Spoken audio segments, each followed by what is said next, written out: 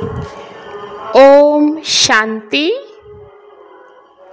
अलबेलेपन, आलस्य और बहानेबाजी की नींद से जागना ही शिवरात्रि का सच्चा जागरण है।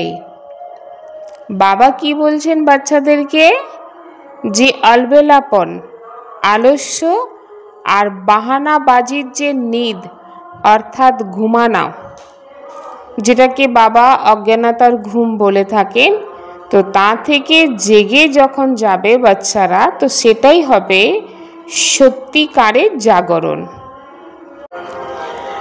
आप सभी भी आज विशेष विचित्र बर्थडे मनाने आए हो ना। ये बर्थडे सारे कल्प में किसी का नहीं होता। বাবা কি বলছেন বাচ্চাদেরকে যে আজকে তোমরা বিশেষ করে বিচিত্র বাবার আর কি জন্মদিন মানানোর জন্য বা পালন করার জন্য এসেছো। এই যে জন্মদিন সারা কল্পে কখনো কারোর আজ পর্যন্ত হয়নি, আর কখনো বাচ্চারা এই জন্মদিনের কথা শোনেওনি। কেন শোনেনি? কারণ এখানে বাবা আর বাচ্চার একসাথে জন্মদিন। তো সেই জন্য বাবা বাচ্চাদেরকে কি বলেন যে তোমরা বাবার জন্মদিন পালন করার জন্য এসেছো না। পরমাত্মা বাবা আর পরমাত্মার বাচ্চারা অর্থাৎ বাপ আর বাবার এতখানি ভালোবাসা জন্মদিনও সাথে সাথে। কেন? কারণ বাবা এই বিশ্ব পরিবর্তন একলা করছে না, বাচ্চাদের সাথে নিয়ে করছে। তো এই জন্মদিন হয় অলৌকিক জন্মদিন। তো অলৌকিকভাবে বাবার সাথে থাকার যে ভালোবাসা, সাথী হওয়ার যে ভালোবাসা, সেটা শুধুমাত্র আমরা এই সঙ্গম যুগেই অনুভব করি। তো প্রত্যেক বাচ্চা উমং উৎসাহের আধারে এই কথা বলে যে আমি বাবার সাথে কম্বাইন্ড থাকি, অর্থাৎ যুক্ত থাকি, একলা থাকি না। তো বাবার সাথে আমার জন্ম, তো সাথে আমার থাকা, এটা বাবার কাছে আমার প্রতিজ্ঞা। বাবার সাথে থাকবো, বাবার সাথে চলবো, আর বাবার সাথে তো জন্মই আছে, এটা প্রতিজ্ঞা আছে। বাপ দাদা চারপাশের বাচ্চাদের এটাই দেখছেন যে সকল বাচ্চারা কিভাবে উমং উৎসাহের সাথে হৃদয় দিয়ে বাবার গীত গাইতে থাকছে। বাবা যখন সুইচ অন করে, তো তখন চারপাশে বাচ্চাদের উমং উৎসাহের যে শব্দ বাবার কানে এসে পৌঁছায়। বাপদাদা সকল বাচ্চার উমং উৎসাহ দেখে নিজের দিব্য জনমের পদম পদম পদম গুণা বাধাইয়া দিতে থাকেন। বাস্তবে উৎসবের অর্থই হলো উমং উৎসাহের মধ্যে থাকা। যে হিসাবে আজকের মানব মনে কোনো প্রকারের উমং উৎসাহই নেই। হয়তো দুনিয়াতে উৎসব হয়, কিন্তু মনে উমং উৎসাহ থাকে না। মন থেকে হতাশ, নিরাশ, উদাস থাকে। কিন্তু বাবা বলছেন বাচ্চারা কিন্তু উমং উৎসাহে ভরপুর। তো বাবা বলেন তোমরা উমং উৎসাহ দিয়ে শিবরাত্রি পালন করছো। আর এই শিবরাত্রিকে ভক্তরাও নাম রেখেছে শিবরাত্রি বা शिव जयंती। आज बाप दादा उस भक्त आत्मा को मुबारक दे रहे थे जिसने आपके इस विचित्र जन्मदिन मनाने की कभी बहुत अच्छी की है।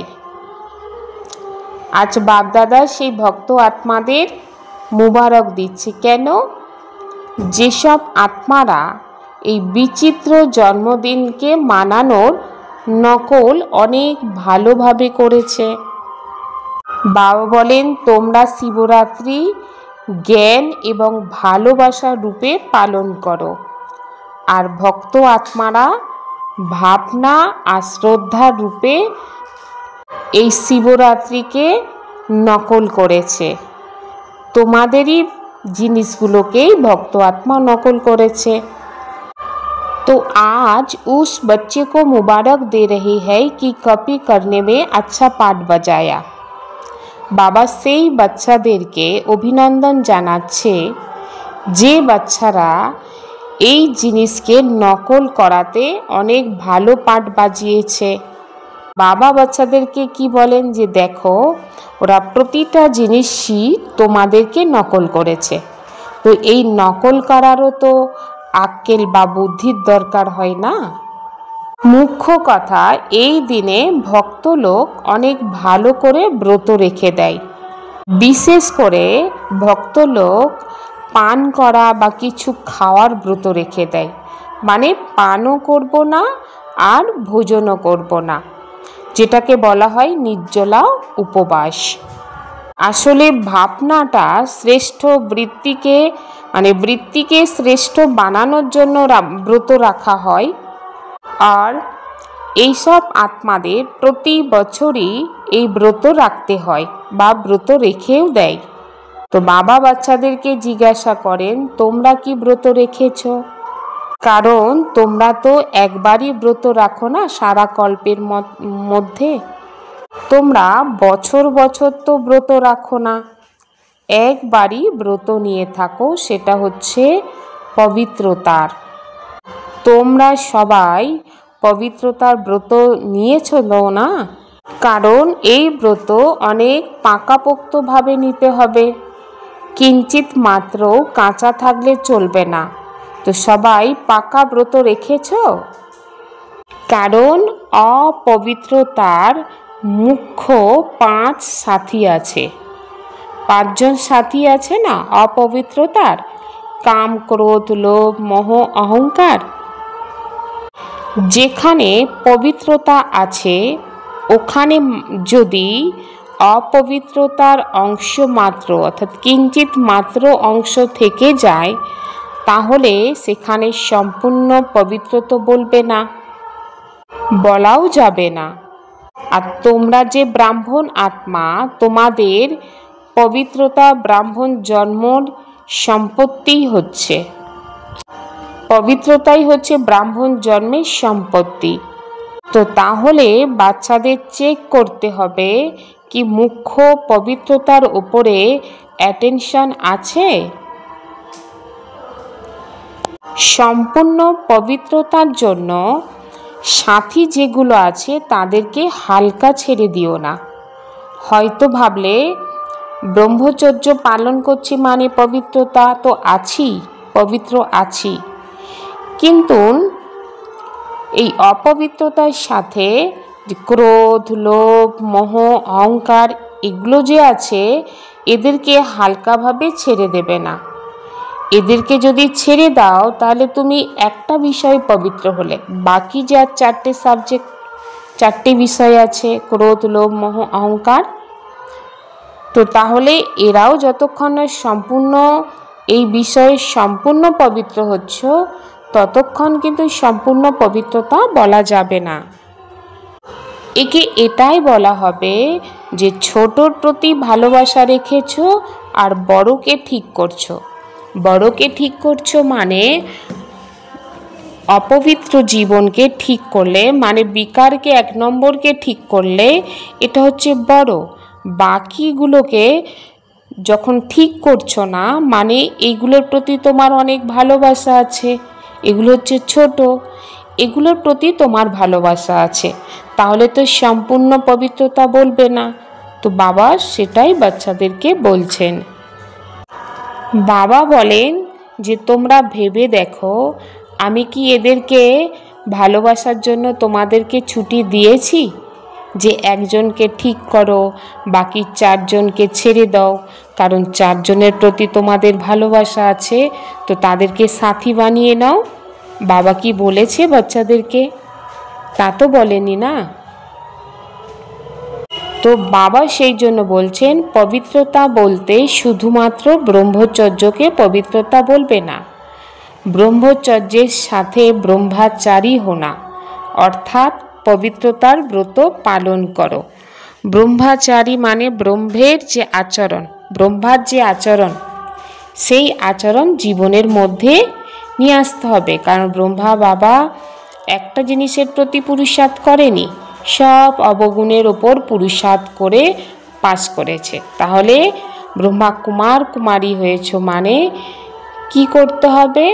ব্রহ্মার যে আচরণ সেটা জীবনে ধারণ করতে হবে। অনেক বাচ্চা বাবার সাথে কথা বলতে বলতে এটাই বলে যে বাবা মুখ্যটা তো ঠিক আছে না, বাকি ছোট ছোট এইসব জিনিসগুলো কখনো মনের মধ্যে সংকল্পের মধ্যে তো চলেই আসে। এটা বলে যে মনের মধ্যে আসে, বচনের মধ্যে তো আসে না, আর মনকে তো কেউ দেখে না। আবার কেউ বলে ছোট ছোট বাচ্চার প্রতি তো ভালোবাসা থাকেই না। তো সেই জন্য এই চারটের প্রতি ভালোবাসা এসে যায়, ক্রোধ এসে যায়, মোহ এসে যায়, চাই না তবুও এসে যায়।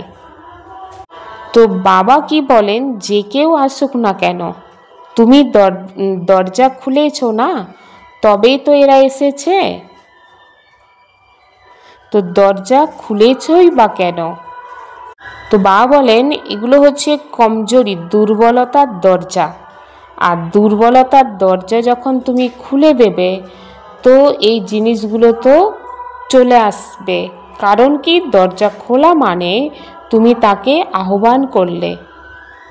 বাবা বলেন তোমাদের জন্মের দিন থেকে, প্রথম দিন থেকে বাবা তোমাদেরকে বরদান দিয়ে দেয়। কি বরদান দেয়? পবিত্র ভব, যোগী ভব, অর্থাৎ পবিত্র হও আর যোগী হও। প্রত্যেক বাচ্চা বাবার ঘরে এসে যখন জন্ম নেয় তো এই বরদান বাবা প্রত্যেক বাচ্চাকেই দিয়ে থাকেন। তো বাবা বাচ্চাদেরকে এটাই বলছেন যে সেই বরদান তোমাদের স্মরণে আছে না তোমরা ভুলে গিয়েছ পবিত্র হওয়ার বরদানকে? আর যখন বরদান দিয়েছিলেন এই 5টা জিনিসের ওপরই পবিত্রতাকে পালন করতে হবে, অর্থাৎ বিজয় লাভ করতে হবে, সেই বরদান তোই বাবা দিয়েছিল না। তো বাবা বাচ্চাদেরকে বলছেন যখন জন্মদিন পালন করার জন্য এসেছো বাবার, তো বাবাকে কি সৌগাত বা উপহার দেবে বলে সাথে করে নিয়ে এসেছো, নাকি খালি হাতেই চলে এসেছো? কিছু সৌগাত নিয়ে এসেছো বাবাকে দেওয়ার জন্য? অর্থাৎ অপবিত্রতাকে বাবাকে সম্পূর্ণভাবে দিয়ে দেবে।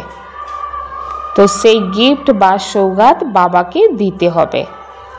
তো সেই সৌগাত কি সাথে করে নিয়ে এসেছো? তোমরা প্রতিজ্ঞা করেছিলে যে বাবার সাথে থাকবো, সাথে চলবো, কম্বাইন্ড হয়ে থাকবো, যুক্ত হয়ে, একা একা থাকবো না।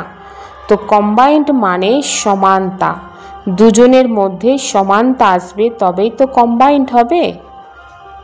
आज के दिन बाप दादा की शुभ आस है अपने आशाओं के दीपक बच्चों प्रति। আজকের দিন বাপ দাদার শুভ আশা হচ্ছে নিজের আশার যে দীপক বাচ্চা সেই বাচ্চাদের প্রতি। তো সেই শুভ আশা কি হতে পারে?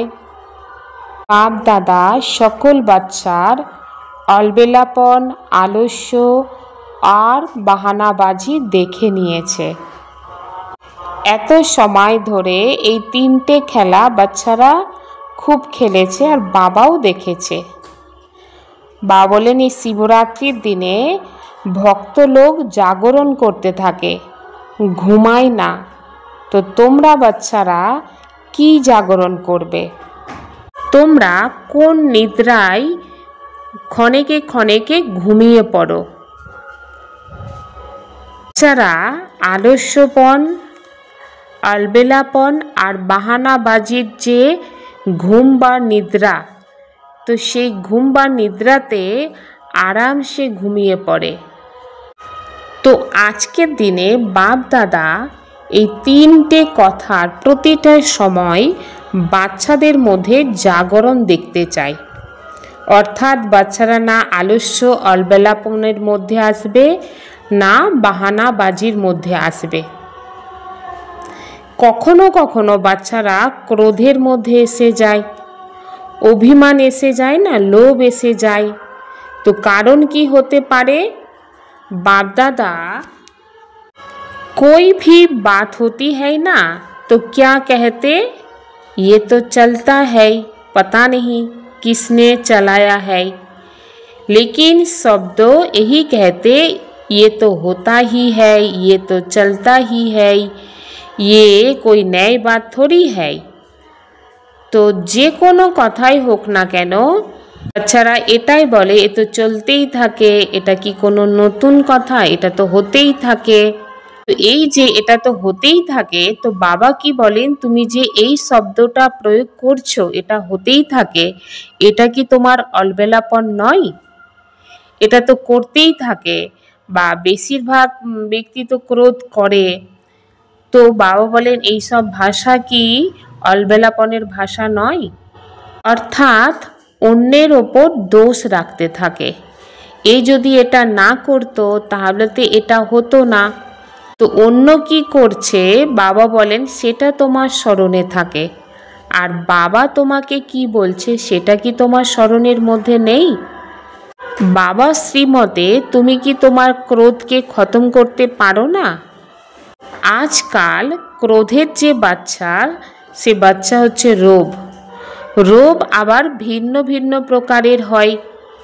তো সেই কারণে বাবা কি বলেন, বাবার হিসাবে বিশেষ করে যে জিনিসগুলো আছে সেই জিনিসগুলো অর্থাৎ অবগুণগুলোকে বিদায় দেওয়ার জন্য দৃঢ় সংকল্প করতে হবে। কোনো বাহানাবাজি করবে না, যা কিছুই হোক না কেন বাহানাবাজি চলবে না। এটা করেছে তবে আমার এটা হয়েছে। বাবা যে কথাগুলো বারবার বলছে সেগুলোকে ইয়াদ করো, অর্থাৎ স্মরণ করো।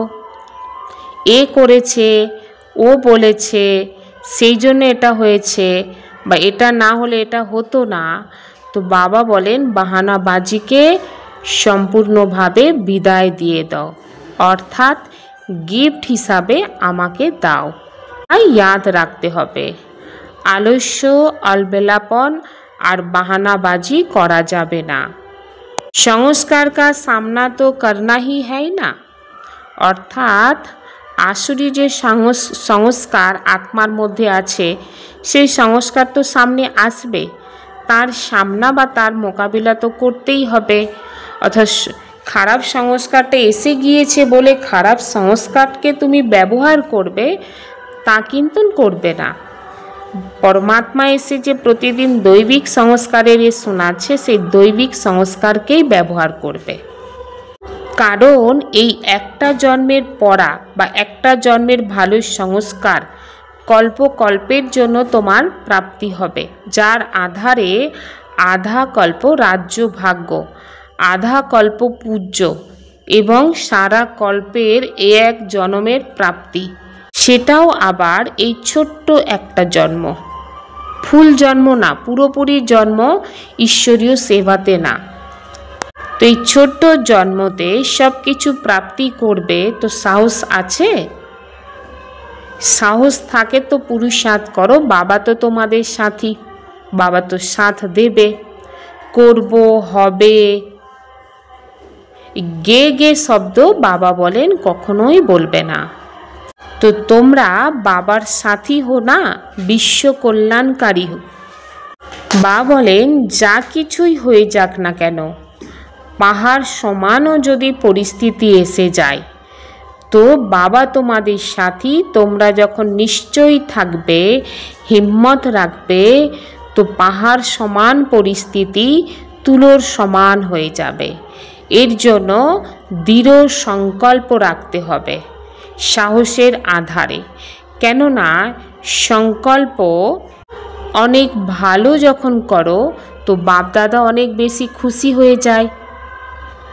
যে সময় সংকল্প করতে থাকো লেকিন হ্যায় ক্যা, কেন, কিসের জন্য, তো তখন হালকা হয়ে যাও। কারণ বাপদাদা এটাই দেখছেন সময়ের ওপর কোনো ভরসা নেই। এই জ্ঞানের আধারে প্রত্যেক পুরুষার্থ নির্ভর করছে এবং অনেক কালের হিসাব, অনেক কালের প্রাপ্তি। কাউকে যদি বলা হয় রাম সীতা হবে, কেউ হাত তুলবে না, সবাই বলবে লক্ষ্মী নারায়ণ। তো লক্ষ্মী নারায়ণ মানে সৃষ্টির শুরু থেকে আসবে, তো অনেক কালের প্রাপ্তি হবে না। তো অনেক কালের প্রাপ্তি করার জন্য অনেক কালের পুরুষার্থের দরকার।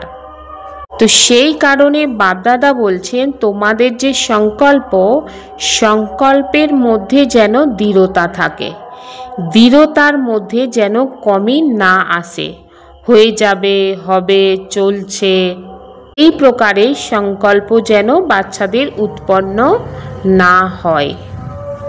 তো বাপ দাদা বাচ্চাদের এটা বলছেন, যে সময় তোমরা মহারথী বাচ্চারা ভুল করো, তো দেখো সত্যিই কি সেই সময় তোমরা মহারথী থাকো? তো তাহলে ভুল করে মহারথীর নাম খারাপ কেন করো? সেই সময় তো তোমরা মহারথী থাকোই না। মহারথী বলে নিজেকে কমজোর বা দুর্বল করা, এটা নিজেকে ধোঁকা দেয়া। অন্যকে দেখা সহজ হয়, আর নিজেকে দেখার জন্য বাবা বলেন হিম্মত অর্থাৎ সাহস থাকার দরকার। তো আজ বাপদাদা প্রত্যেক বাচ্চার হিসাব কিতাবকে খতম করার জন্য গিফট নিতে এসেছে বাচ্চাদের কাছ থেকে। নিজেকে পরিবর্তন করার জন্য বাবা বলছেন যদি নিজেকে ঝুঁকতে হয়, বদলাতে হয়, পরিবর্তন করতে হয়, অবশ্যই করো। तो आज की गिफ्ट तो बढ़िया हुई ना, बाप दादा को भी खुशी है। বাবা বলছেন আজকের গিফটটা হচ্ছে অনেক বড় সুন্দর গিফট, বাপ দাদা এই গিফটে খুশি আছে। কেননা তোমরা তো একা নয়, তোমাদের পিছে রাজধানীর লোক আছে, তোমাদের রয়্যাল ফ্যামিলির লোক আছে, তোমাদের রয়্যাল প্রজা আছে, ফিরে দাপর যুগে তোমাদের ভক্ত আছে। সেই ভক্তদের মধ্যে সত, রজ, তমগুণী 3 প্রকারের ভক্ত। তো তোমাদের পিছনে লম্বা লাইন দিয়ে থাকে। তো তোমরা এই সময় যা কিছু করবে তারাও কিন্তু তোমাদের পিছনে সেগুলো করবে। তো তোমরা যদি বাহানাবাজি দাও তাহলে তোমাদের ভক্তও কিন্তু বাহানাবাজি করবে। তো এখন ব্রাহ্মণ পরিবারের লোক তোমাদের দেখে উল্টো নকল করে না, তাতেও হুঁশিয়ার হয়ে যায়। তো এখন দৃঢ় সংকল্প করো, সংস্কারের টক্কর বা স্বভাব স্বভাব মতভেদের মধ্যে আসবো না। 3 নম্বর হচ্ছে কমজোরি বা দুর্বলতা। কেউ যদি কারোর ওপরে মিথ্যা কোনো কথা বলে, এই বাচ্চা কি বলে আমার বেশি ক্রোধ আসে, কিসের কারণে? মিথ্যা বলার কারণে। বাবা কি বলেন সচ্চা বাবার কাছ থেকে ভেরিফাই করিয়েছ, সচ্চা বাবা তো তোমার সাথে থাকে। তাহলে সারা দুনিয়া যদি, সারা মিথ্যার দুনিয়া যদি একদিকে থাকে, ভগবান বাবা কিন্তু তোমার সাথে আছে, তাহলে বিজয় তো তোমার নিশ্চয় হয়ে আছে। তাহলে তোমাকে তো কেউ হিলাতে পারবে না, কারণ ভগবান বাবা তোমার সাথে আছে। তো কি বলে ঝুট, তো বাবা বলে ঝুটকে ঝুট করে দাও না। অর্থাৎ তুমি যদি সত্যের জায়গায় থাকো, সেই ব্যক্তি যে বলছে ঝুট, তো তার কথাটাই ঝুট হয়ে যাবে, কিন্তু তার জন্য তোমাকে সত্যের জায়গায় দাঁড়িয়ে থাকতে হবে। তো তুমি যদি সেখানে ক্রোধ করো তাহলে তো সেটা মিথ্যা হয়ে যাবে। বাবার বাহানাবাজি ভালোই লাগে না, এটা হয়েছে, এটা হয়েছে, এটা হয়েছে। বাবা বলছেন এগুলোকে এখন সমাপ্ত করো, অর্থাৎ খতম করো। তো বাবা কি বলেন হরেক আত্মা, প্রত্যেক আত্মা 1 মিনিটের জন্য সংকল্প স্বরূপে বসো, যেই বাহানাবাজি আলস্য অলবেলাপনকে প্রতিটা সময়ে দৃঢ় সংকল্পের আধারে সমাপ্ত করে বহুত কালের, অনেক কালের হিসাবকে জমা করতে হবে। যা কিছুই হোক না কেন, কিছুই দেখব না, আমাকে বাপ দাদার দিল তখ্ত নসীন হতেই হবে, তবেই বিশ্ব তখ্ত নসীন হতে পারবো। এই দৃঢ় संकल्प स्वरूपे যেন প্রত্যেক বাচ্চা বসে। तो चारों ओर के सदा उमंग उत्साह के अनुभव में रहने वाले, सदा दृढ़ता सफलता की चाबी को कर्जों में लगाने वाले, सदा बाप के साथ और हर कर्जों में साथी बन रहने वाले, सदा एक नामी और एकानामी एकाग्रता स्वरूप में आगे से आगे उड़ते रहने वाले बाप दादा के अति लाडले सिखिलदे विशेष बच्चों को बाप दादा का याद प्यार और नमस्ते। तो बाबा की बोलेन, চারপাশে যেসব বাচ্চারা আছে যারা সর্বদাই উমং উৎসাহের অনুভবেতে থাকে এবং সর্বদাই দৃঢ়তার সঙ্গে সফলতার চাবিকে কাজেতে লাগায় এবং বাবার সাথে প্রতিটা কাজের সাথী হয়ে সর্বদাই এক নামী আর একানামী একাগ্রতার স্বরূপে আগে উঠতে থাকে। তো সেই রকম বাচ্চাদেরকে বাবা লাডলে আর সিখিলাদে बच्चे বলছেন, বিশেষ করে বাচ্চাদের বাপ দাদা याद प्यार नमस्ते। कर्म के फल की सूक्ष्म कामना रखना भी फल को पकने से पहले ही खा लेना। कर्मेर जे फल, फलेर जे सूक्ष्म कामना रखा এবং সেই ফলকে পাকার আগেই বাবা বলছেন খেয়ে নেয়া। তো পাকলে যেমন টেস্ট মিষ্টি হয়, তার আগে খেয়ে নিলে কি হবে, না টেস্ট থাকবে না মিঠা থাকবে। ओम शांति।